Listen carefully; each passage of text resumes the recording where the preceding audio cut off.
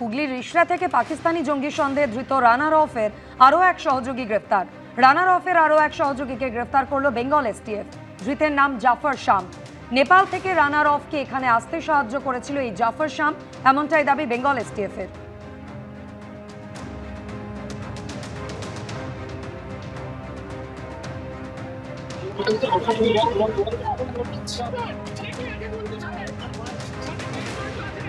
তিন দিন আগে তারাপীঠের হোটেলে ভয়াবহ অগ্নিকাণ্ড, 9 জনের মৃত্যুর ঘটনা রেশ কাটতে না কাটতেই এবার খাস কলকাতায় হোটেলে ভয়াবহ অগ্নিকাণ্ডের ঘটনা। নিউ মার্কেটের মির্জা গালিব স্ট্রিটের হোটেল শিখা ইনে আগুন লাগে গতকাল মাঝরাতে।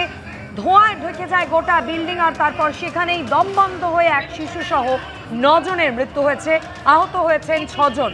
আর এই অগ্নিকাণ্ডের তদন্তে ইতিমধ্যেই 5 সদস্যের সিট করে দিল কলকাতা পুলিশ। সরাসরি এই তদন্ত প্রক্রিয়া নিয়ে আরো বিস্তারিত জানতে কথা বলে নেব। আমাদের সঙ্গে রয়েছেন প্রতিনিধি সুকান্ত মুখোপাধ্যায়। সুকান্ত, এই অগ্নিকাণ্ডের ঘটনায় একাধিক অনিয়মের অভিযোগ বারবার সামনে এসেছে, আর এবার 5 সদস্যের এসআইটি গঠন। দেখো, ইতিমধ্যে লালবাজারের তরফে যেটা বলা হচ্ছে যে 5 সদস্যের এসআইটি বা স্পেশাল ইনভেস্টিগেশন টিম সেটাকে ফর্ম করা হয়েছে। কিছুক্ষণ আগে এসিপি ক্রাইম কুনার আগরওয়াল তিনি ঘটনাস্থলে এসেছিলেন এবং তিনি যেটা জানিয়েছেন যে 5 সদস্যের এই যে টিম, সেই টিমকে লিড করবেন ডিসিডিডি, অর্থাৎ ডেপুটি কমিশনার ক্রাইম যিনি রয়েছেন স্পেশাল, তার তরফে কিন্তু এই নেতৃত্ব করা হবে এই টিমকে। কিভাবে এই ঘটনাটি ঘটলো এবং এই ঘটনার সূত্রপাত কোথা থেকে হয়েছিল, উদ্ধার কাজ থেকে শুরু করে এই বিল্ডিং এর এখনো পর্যন্ত যে সমস্ত গাফিলতি সামনে এসেছে সে সবটাই ইনভেস্টিগেট করবে কিন্তু এই 5 সদস্যের টিম। তোমাকে আরো একবার বিল্ডিং এর ছবি দেখাবো। ইতিমধ্যে এই বিল্ডিং এর ভেতরে কিন্তু হোমিসাইড বিভাগের আধিকারিক তারা রয়েছেন। কিছুক্ষণ আগে ফরেনসিক এক্সপার্ট তারাও ঢুকেছেন, প্রায় 1.5 ঘন্টা হয়ে গিয়েছে। তারা সমস্ত জায়গা থেকে নমুনা সংগ্রহ করছেন। গোটা যে সেকেন্ড ফ্লোরে যেখানে মূলত এই ঘটনার সূত্রপাত, সেখানে তারা ভিডিওগ্রাফি করছেন, সেটা স্টিল ফটোগ্রাফি করা হচ্ছে। এবং যেটা আমরা জানতে পারছি যে কলকাতা পুলিশের তরফে এই 5 সদস্যের এসআইটি যেটাকে গঠন করা হয়েছে, তা কিন্তু প্রত্যেক দিনকার রিপোর্ট দেবে বা স্ট্যাটাস রিপোর্ট দেবে সরাসরি এসিপি ক্রাইমকে, এবং ডিসিডিডির তরফে এই টিমকে লিড করা হবে এবং সেই টিমের তরফে ইনভেস্টিগেট করা হবে গোটা ঘটনাটি, যেটি কি পরিস্থিতিতে এই গোটা ঘটনাটি ঘটেছিল এবং এই যখন ঘটনাটি ঘটে সেই সময় এই বিল্ডিং এর নিরাপত্তার অবস্থা কি ছিল, সেটা অগ্নি নির্বাপন ব্যবস্থা থেকে শুরু করে ফায়ার এক্সিট কোথায় কোথায় ছিল এবং এই বিল্ডিং এর যে ভৌগোলিক স্ট্রাকচার রয়েছে সেটাও কিন্তু তারা তদন্ত করে দেখবেন এবং এই ব্যাপারে কলকাতা পুরসভার কিন্তু হেল্প নেওয়া হবে। আমরা দেখতে পাচ্ছি কিছুক্ষণ আগেও কলকাতা পুলিশের আধিকারিক, কলকাতা মিউনিসিপ্যালিটির যারা আধিকারিক রয়েছেন, যারা বিল্ডিং বিভাগের কর্মীরা রয়েছেন, তারা কিন্তু এসে বিল্ডিং এর বিভিন্ন দিক তারা খতিয়ে দেখছিলেন। তোমাকে আরো একবার ছবিটা দেখাবো। অনিয়মের একাধিক পরত কিন্তু রয়েছে বিল্ডিং এর। এই হচ্ছে মেন বিল্ডিং এর ফ্রন্ট গেট, যেখানে আমরা রয়েছি 15 নম্বর মির্জা গালিব স্ট্রিট। তার সাথে কয়েক বছর আগে তার ঠিক পাশে যে বিল্ডিংটি দেখা যাচ্ছে, একটি ছোট দোতলা বিল্ডিং, সেটাকে অ্যাটাচ করে দেওয়া হয়। সেটা কিন্তু 3-4 বছর আগেও সেপারেট একটি বিল্ডিং ছিল, কিন্তু দোতলা থেকে পাশের বিল্ডিং এ যাওয়ার জন্য এল প্যাটার্নে বিল্ডিংটিকে জুড়ে দেওয়া হয়। শুধুমাত্র তাই নয়, এই বিল্ডিং এর যে একদিকে মানে কমার্শিয়াল পারপাস সেখানে ব্যবহার করা ছিল হোটেল, এবং তার পিছন দিকে যে রেসিডেন্সিয়াল কমপ্লেক্স ব্যবহার করা হচ্ছিল, এর কোনো পারমিশন কোনো রকম ভাবে ছিল না। শুধুমাত্র তাই নয়, এই বিল্ডিং এর এক্সিট পয়েন্ট মাত্র সিঁড়ির লাইন একটা ছিল, যেটা লোহার সিঁড়ি এবং যেটা কার্যত অপোক্ত, এবং 2টো গেট রয়েছে, অর্থাৎ একেবারে টপ ফ্লোর থেকে ফার্স্ট ফ্লোর পর্যন্ত আসার একটি মাত্র সিঁড়ি, এবং ফার্স্ট ফ্লোরে এসে সেই সিঁড়িটা দুভাগে ভাগ হয়ে যাচ্ছে। সামনের দিকে, অর্থাৎ এই বিল্ডিং এর সামনের দিকের অংশ এবং ঠিক পিছনের দিকের অংশ। কিন্তু ওপর থেকে যারা সেই সময় নামার চেষ্টা করেছিলেন, যেহেতু দোতলাতে, যেহেতু সেকেন্ড ফ্লোরে এই আগুন লাগে, কেউ কিন্তু নিচে নামতে পারছিলেন না, সেই কারণে অনেকে বাইরে থেকে ঝাঁপ দেওয়ার চেষ্টা করেছিলেন। অনেকে যেমনটা বলছো, একবার সঙ্গে থাকো। আমাদের প্রতিনিধি সুকান্ত যেমনটা বলছিলেন, যে মুহূর্তে আগুন লাগে আতঙ্কে হুড়োহুড়ি পড়ে যায়, কেউই 4তলা থেকে নিচে নেমে আসতে পারছিলেন না, কারণ ধোঁয়ায় ঢেকে গিয়েছিল গোটা বিল্ডিং। সেই মুহূর্তের ছবি রেখেছি আপনাদের সামনে।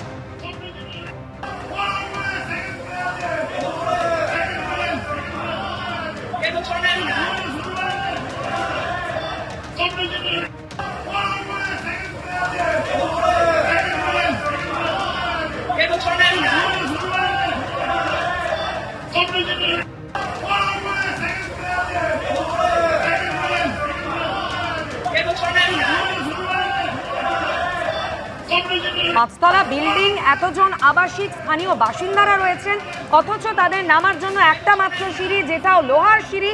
আর এই অগ্নিকাণ্ডের ঘটনার ফলে সেই লোহার সিঁড়ি গরম, এবং তার ফলে যারা উপরের তলাগুলিতে ছিলেন একেবারে আতঙ্কিত হয়ে পড়েন তারা। দেখতেই পাচ্ছেন ডান দিকের একটি জানলা, আতঙ্কে জানলা দিয়ে নামার চেষ্টা করছেন অনেক আবাসিক ঝাঁপ মারার চেষ্টা পর্যন্ত করছেন।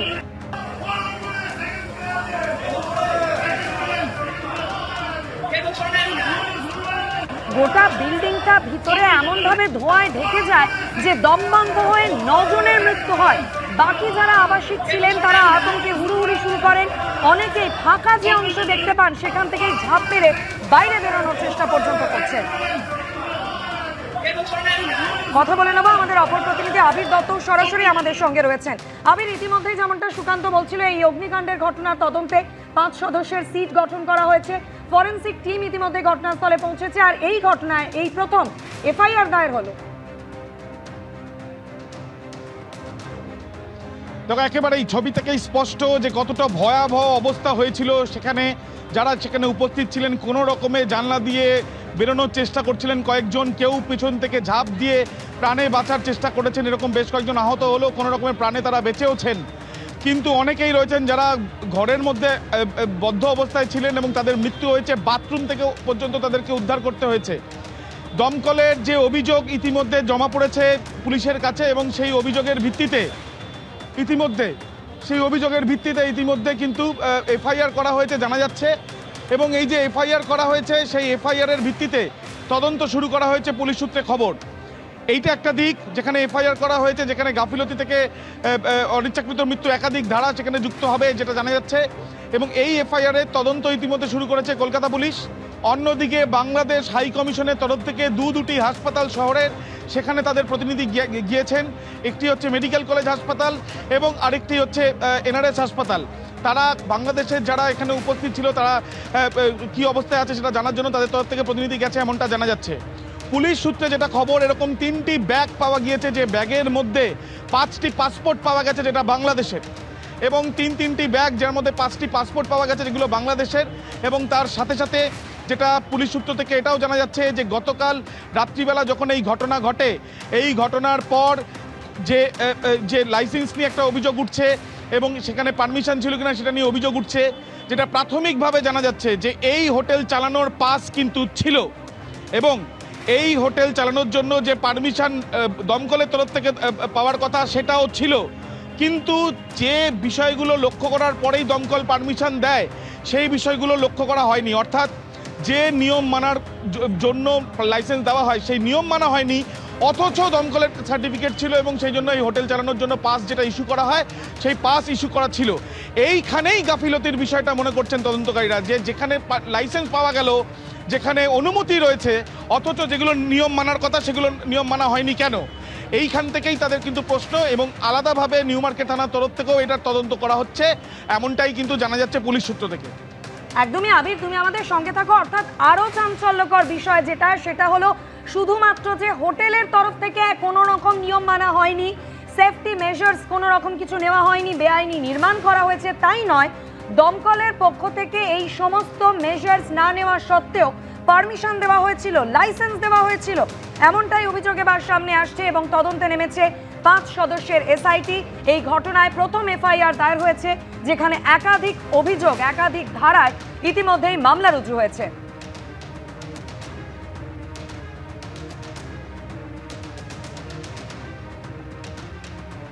গতকাল মাঝরাতে মির্জা গালিব স্ট্রিটে যেভাবে 5তলা বিল্ডিংয়ে অগ্নিকাণ্ডের ঘটনা ঘটেছিল তাতে একাধিক চাঞ্চল্যকর বিষয় একের পর এক সামনে আসছে। একেবারে তারাপীঠের ঘটনারই পুনরাবৃত্তি মির্জা গালিব স্ট্রিটের এই হোটেলে। এবিপি আনন্দ, এগিয়ে থাকে, এগিয়ে রাখে।